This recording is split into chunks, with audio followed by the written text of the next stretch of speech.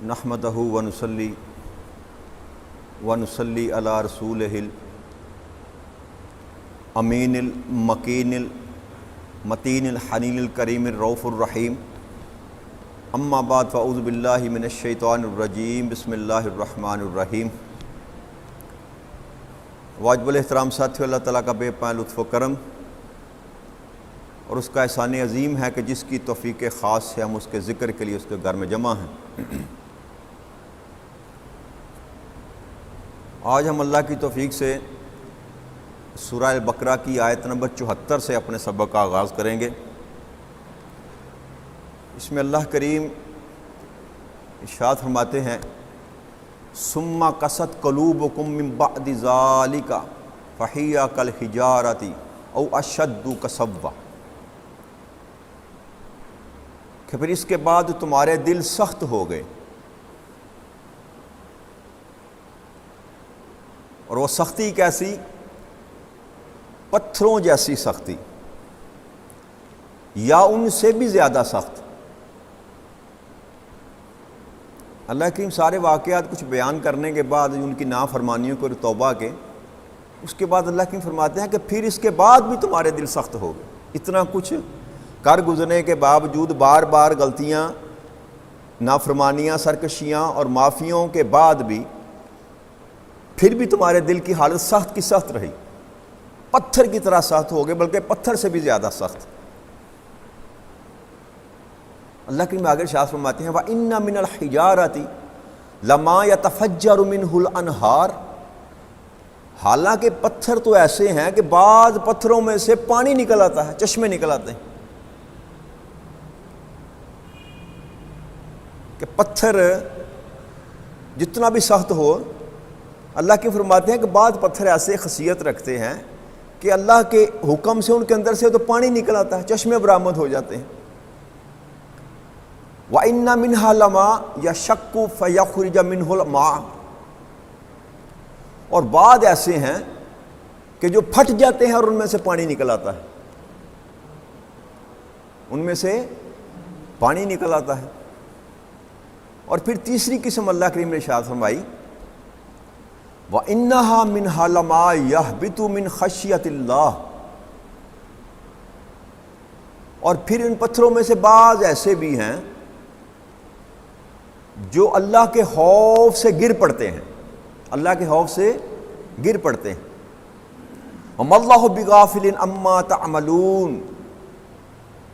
اور اللہ تمہارے تمام کاموں سے بے خبر نہیں ہے۔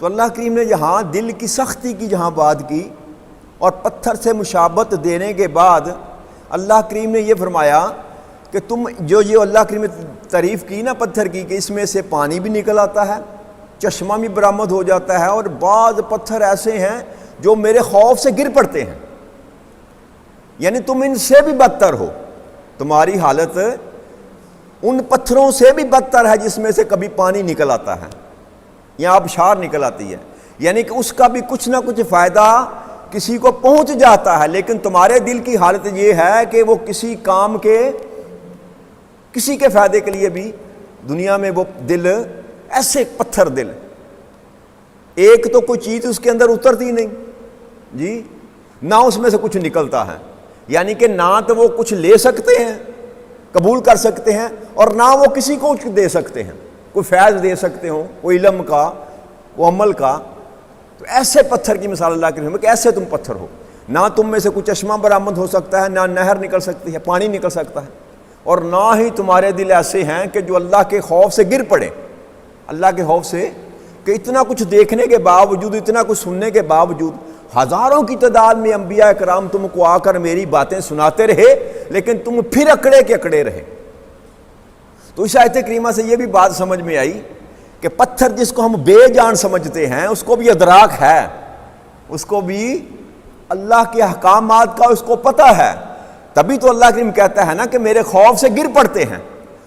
تو خوف تو اسی کو ہوگا جس کو ادراک ہوگا، جس کو، تو اس کا مطلب ہے کہ جو پتھر جس کو ہم بے جان سمجھتے ہیں، حقیقت میں اس میں بھی جان، کس طرح کی جان ہے اللہ جانتا ہے، اللہ کا رسول جانتا ہے، لیکن وہ بھی اللہ کے خوف سے گر پڑتے ہیں، اللہ کے خوف سے گر پڑتے ہیں۔ تو اللہ کریم یہ انسان کی مثال دے رہا ہے بدبخت کی کہ جو سرکشی اور بغاوت میں اس حد تک بڑھ گیا کہ جو بھی اس کو سنا دیں، جیسا بھی مضمون اس کے سامنے بیان کریں، اللہ کے عذاب سے ڈرائیں، اللہ کے خوف سے ڈرائیں، وہ ڈرتا اس کی مثال ایسے ہے کہ جیسے پتھر سے بھی زیادہ سخت اس کا دل ہو چکا۔ تو اللہ فرماتے ہیں کہ پھر میں تمہارے جو بھی کام ہے نا، میں اس سے بے خبر نہیں ہوں، جو کچھ بھی تم کرتے ہو مجھے اس ہر عمل کی خبر ہے مجھے۔ پھر اللہ کریم نے ارشاد فرمایا افتطمعون ان یؤمنوا لکم وقد کان فریق منہم یسمعون کلام اللہ ثم یحرفونہ من بعد ما عقلوہ وہم یعلمون۔ اور اے مسلمانوں کی جماعت، اے مومنوں، کیا یہ تم توقع رکھتے ہو کہ یہ تم پر یقین کر لیں گے؟ یہ یہودی گروہ جو تھا نا، اس کی بات اللہ کریم کر رہے ہیں کہ تم یہ یقین کرتے ہو کہ جو تمہارے ساتھ بیٹھتے ہیں کہ تو تمہاری باتوں پر یقین کر لیں گے، تمہاری باتوں پر یقین کر لیں گے؟ حالانکہ ان میں سے اللہ کے فرماتے ہیں ایک گروہ ایسا ہے اللہ کا کلام سنتے بھی ہیں، اس کو سمجھتے بھی ہیں، اور سمجھنے کے بعد بدل دیتے ہیں، سمجھنے کے بعد بدل دیتے ہیں۔ کہ تورات میں نے عرض کی تھی نا آپ سے کہ نبی اکرم صلی اللہ علیہ وسلم کی آمد کی جو خوشخبری تھی وہ بھی بیان کی گئی تھی، اور پھر آقا کریم صلی اللہ علیہ وسلم کے اوصاف بھی بیان کیے گئے تھے۔ آپ کا قد مبارک، آپ کا چہرہ مبارک، آپ کی زلفیں مبارک، آپ کے چشمان مبارک، تورات میں پورا نقشہ اللہ کریم نے پیش کیا تھا کہ میرا محبوب جو آئے گا اس کی شکل اس طرح کی ہوگی، اس کا چہرہ ایسے ہوگا، اس کی زلفیں ایسی ہوں گی، اس کی آنکھیں ایسی ہوں گی، اس کے رخسار ایسے ہوں گے۔ تو یہ سارا تورات میں اللہ کریم نے نقشہ کھینچ رکھا تھا۔ تو اب وہ کیا کرتے تھے کہ جب ان سے سوال کیا جاتا تھا نا تو وہ اس کو بدل دیتے تھے۔ آپ کے قد مبارک کو بدل دیا۔ اللہ نے فرمایا تھا کہ میرا محبوب میانے قد کا ہوگا، درمیانے قد کا، نہ بہت لمبا قد ہوگا نہ چھوٹا قد ہوگا، آنکھیں آپ کی خوبصورت ہوں گی، موٹی اور لمبی آنکھیں۔ تو انہوں نے بدل کرنے اس کو، قد کو بھی بڑا چھوٹا کر دیا، زلفوں کا ذکر کیا تو اس کو بھی بدل دیا، رنگ بدل دیا۔ بھائی کالا کہا تھا رب کریم نے تو بورا کر دیا، آنکھیں اللہ کریم نے سیاہ بتائی تھی تو ان کو براؤن کر دیا۔ یہ سارا انہوں نے تحریف کی تھی تورات میں، تاکہ اگر نشانیاں ہم صحیح بتا دیں گے اپنے لوگوں کو تو یہ تو جب نبی اکرم صلی اللہ علیہ وسلم کی باتیں سنیں گے اور جب نشانیاں دیکھیں گے تو یہ تو ایمان لے آئیں گے، اور اگر یہ یہودی ہمارے ماننے والے ایمان لے تو ہمارا تو کاروبار ٹھپ ہو جائے گا، ہم کس پر اپنی حکومت کریں گے، ہماری دکانداری کا کیا بنے گا؟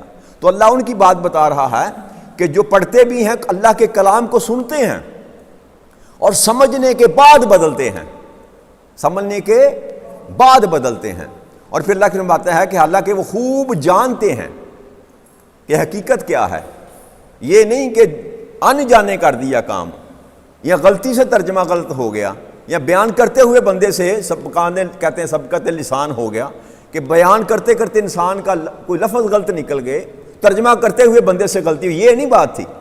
اللہ کہتا ہے وہ حقیقت کو جانتے تھے، حقیقت کو جانتے ہوئے انہوں نے جان بوجھ کر تبدیلی کی، تو تم ان سے امید لگائے رکھے ہو کہ یہ تمہاری بات پر یقین کر لیں گے، ایسا ممکن نہیں ہے۔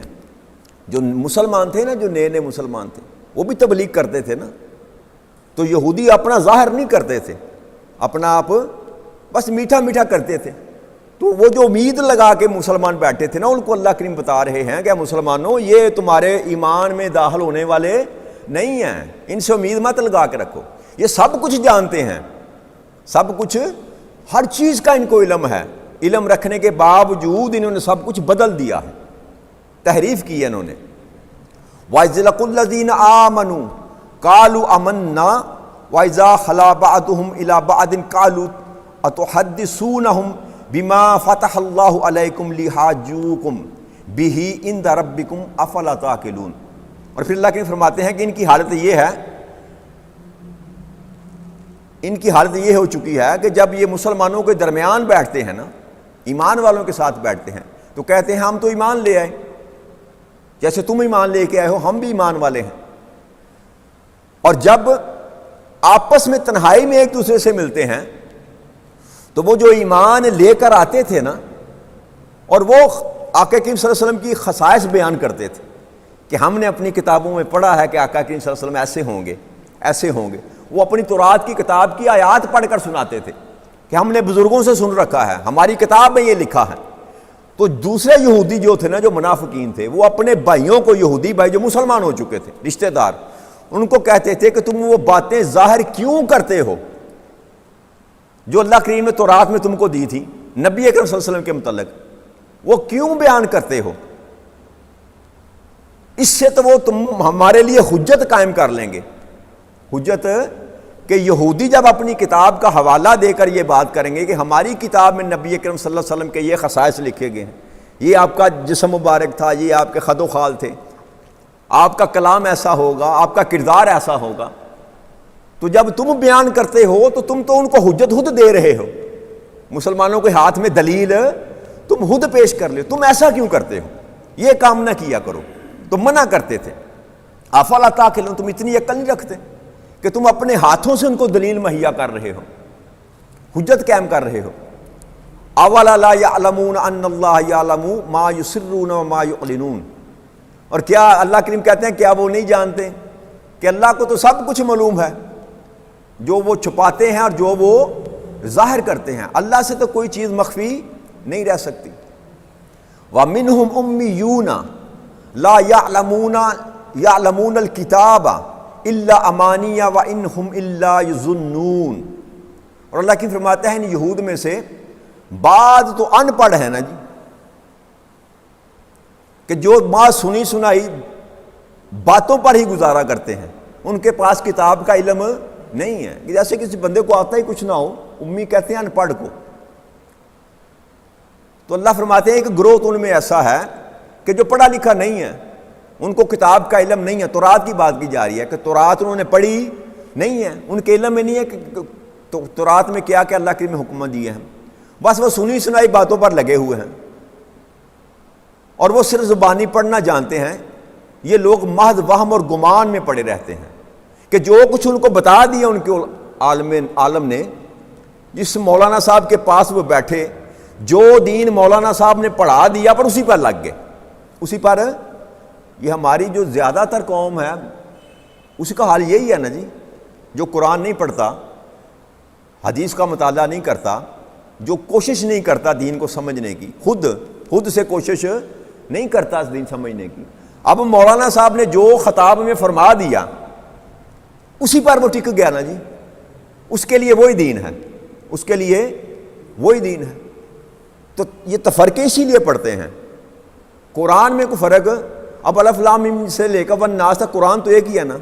اہل حدیث بھی اسی کو پڑھتے ہیں، اہل سنت بھی اسی کو پڑھتے ہیں، اہل تشیع بھی اسی کو پڑھتے ہیں. تو پھر فرق کہاں سے نکلا؟ فرق کہاں پر آیا؟ یہ جو اللہ کریم بات بیان کر رہے ہیں نا کہ ان پڑھ جو لوگ ہوتے ہیں نا، جو دین کو سمجھتے نہیں، جو خود قرآن جو تورات کا یا اس وقت تورات کا مطالعہ نہیں کرتے تھے، یا آج جو قرآن کا مطالعہ نہیں کرتے، قرآن کی کسوٹی پر جو پرکھتے نہیں اپنے دین کو، ان کی یہ حالت ہوتی ہے کہ جیسی اس کو بات بتا دی گئی بس اسی پر لگ گیا. لکیر کا وکیل جس کو کہتے ہیں، جو بات ڈال دی گئی ذہن میں اسی کو اس نے دین کامل سمجھ لیا اور اسی پر اپنی زندگی بسر کرنی شروع کر دی. اس میں شاید وہ جس کو بتایا گیا وہ تو بچ جائے، اس کے چانسز ہیں اگر وہ اظہار کر دے کہ مولا میرے علم میں نہ تھا، اور اللہ تو جانتا ہے. لیکن جو اس کو بتانے والا ہے نا وہ نہیں بچے گا. وہ جیسے میں نے عرض کی تھی نا کہ جاہل پر اگر جو عذاب ہوگا تو عالم پر 70 گنا عذاب ہوگا اس سے. کس سبب سے؟ کہ وہ خود اس نے اپنا بیڑا تو غرق کیا تھا، ساتھ ہزاروں کو لے کر ڈوبا، ہزاروں کو لے کر ساتھ ڈوبا. اگر میں استغفر اللہ نعوذ باللہ یہاں پر بیٹھ کر قرآن و سنت کے خلاف کو بات بیان کر جاتا ہوں جانتے بوجھتے کہ میرے علم میں ہے، قرآن کی آیت میں نے کوئی پڑھی اور اپنے مسلک کو سپورٹ کرنے کے لیے میں غلط بیانی کر جاتا ہوں، تو اس سے بڑھ کر کوئی ظلم نہیں ہے. اور یہ ظلم ہمارے معاشرے میں عام ہے. یہ بدبختی جو چلی آ رہی ہے نا، یہ آج کی نہیں ہے، پرانی چلی آ رہی ہے. اور یہ کس لیے ہوتی ہے؟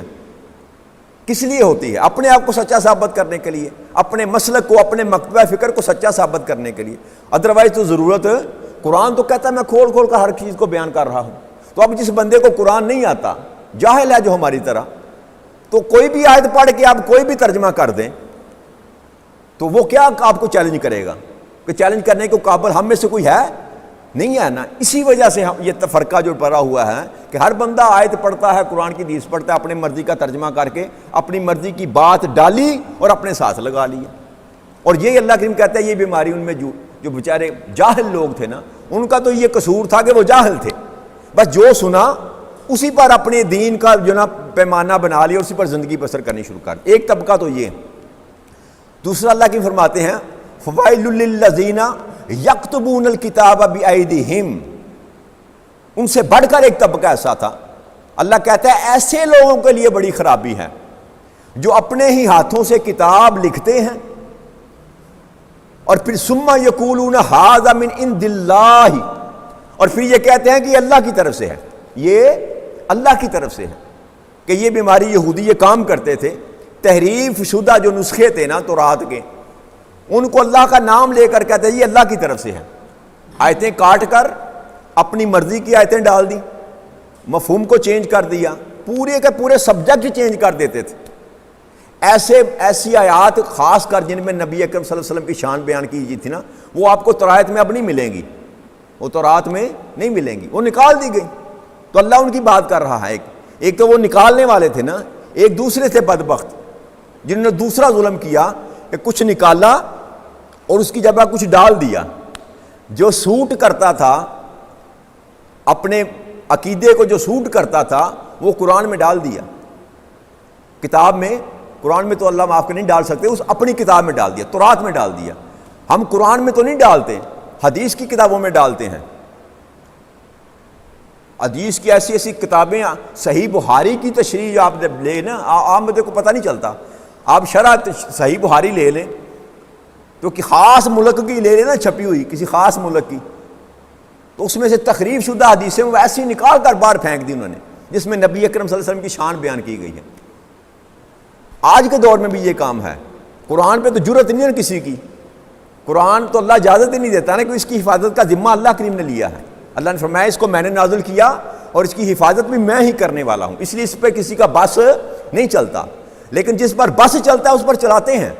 حدیث کی کتابیں بازار میں بڑی بڑی ہیں, آپ کو مل جائیں گی, سینکڑوں کی تعداد سے حدیثیں جو نکال دی گئی بیچ میں سے, اور جو اپنے مسلک کو سوٹ کرتی ہیں وہ کہیں سے بھی پکڑ کر ڈال دیں, چاہے ضعیف ہی کیوں نہ ہو, چاہے ضعیف ہی کیوں نہ ہو, سپورٹ کرتی ہے آپ کے مسلک کو, وہ اس کو ڈال لیا. تو یہ کام آج بھی ہوتا ہے, تحریف کا کام آج بھی ہوتا ہے. لیکن اللہ نے کیونکہ قرآن کی حفاظت کا ذمہ لے رکھا, قرآن میں وہ بدل نہیں سکتے. یہ کام حدیث کی کتابوں پر کرتے ہیں اور اپنے عقیدے کو ثابت کرنے کے لیے سارا کام کر رہے ہیں. جو وہ بدبخت کرتے تھے وہی بدبختی آج ہماری امت میں بھی ہے. محض کس لیے؟ اپنے عقیدے کو سپورٹ کرنے کے لیے, دین کو سپورٹ کرنے کے لیے نہیں, دین کو سپورٹ کرنے کے لیے نہیں, عقیدے کو سپورٹ کرنے کے لیے کہ میرا عقیدہ درست ہے. تو اللہ کی فرماتے ہیں پھر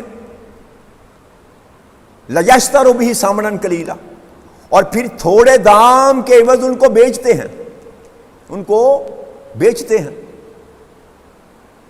فروخت کرتے ہیں. کمائی کا ذریعہ جو میں نے عرض کی تھی نا کہ وہ دکاندار ملا, تو وہ دکاندار اس وقت بھی دکاندار موجود تھے کہ وہ بات کرنی جس سے ان کی آمدنی کا ذریعہ پیسے ملے.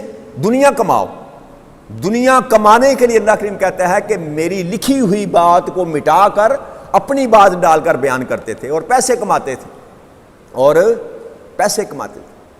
فویل لہم مما کتبت ایدیہم وویل لہم مما یکسبون, سو ان کے لیے اس سے ہلاکت ہے, اس وجہ سے ان کے لیے ہلاکت ہے جو ان کے ہاتھوں نے تحریر کی کہ اپنے ہاتھوں سے ہی اپنی تقدیر کا فیصلہ کر دیا.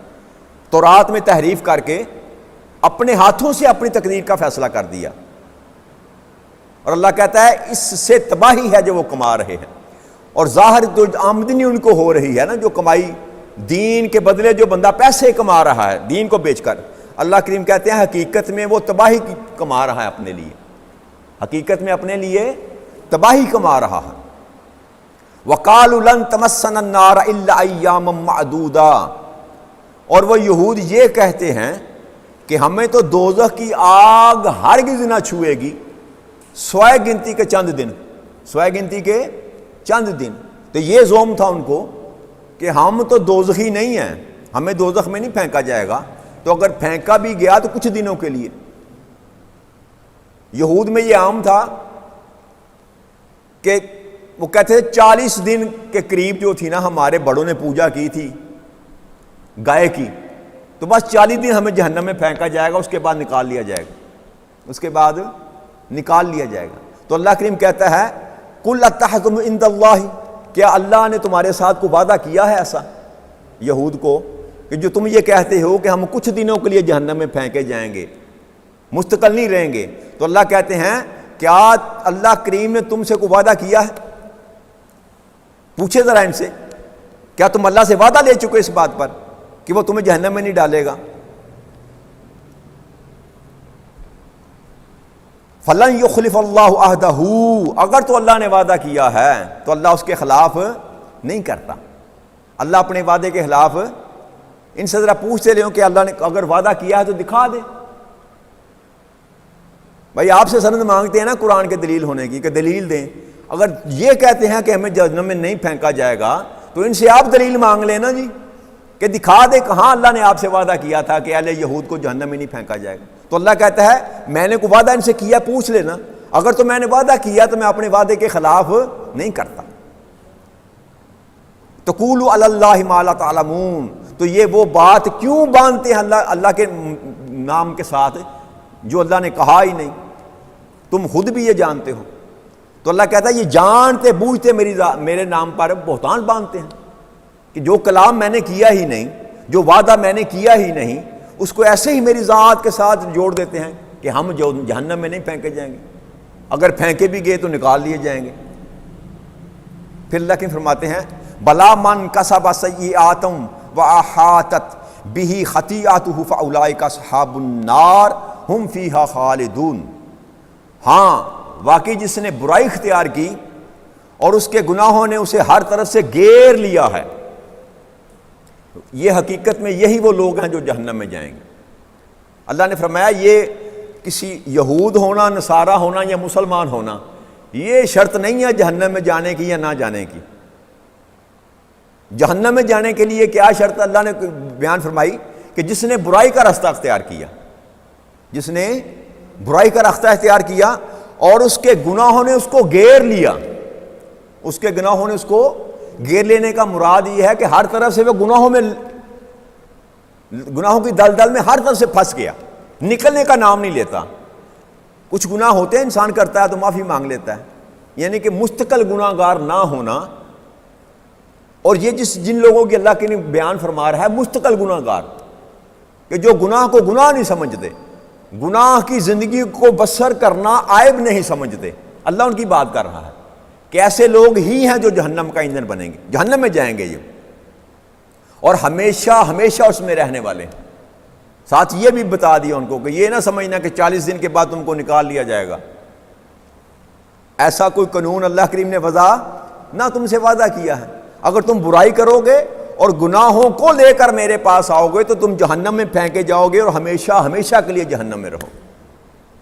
والذین آمنوا وعملوا الصالحات اولئک اصحاب الجنہ ہم فیہا خالدون، اور اس کے برعکس اللہ کریم کہتے ہیں جو لوگ ایمان لے آئے، جو لوگ جنہوں نے آپ کی بات مان لی اور نیک عمل کرتے رہے، یقیناً وہی لوگ جنتی ہیں اور وہ بھی ہمیشہ ہمیشہ اس میں رہیں گے۔ اگر بات نہ مانی اور گناہوں کی زندگی بسر کی تو ہمیشگی کے لیے آپ کو جہنم میں رہنا پڑے گا، اور اس کے مخالف اللہ کریم کہتا ہے طریقہ ایک ہی ہے جنت حاصل کرنے کا، میری رضا حاصل کرنے کے لیے طریقہ ایک ہی ہے کہ پہلے تو میرے محبوب پر ایمان لے کر آؤ، ایمان لانے کے بعد اچھے اعمال کرو، نیک اعمال کرو، جس بات سے میرا محبوب تم کو روکتا ہے رک جاؤ، جس بات کو کرنے کا حکم دیتا ہے وہ کام کرو۔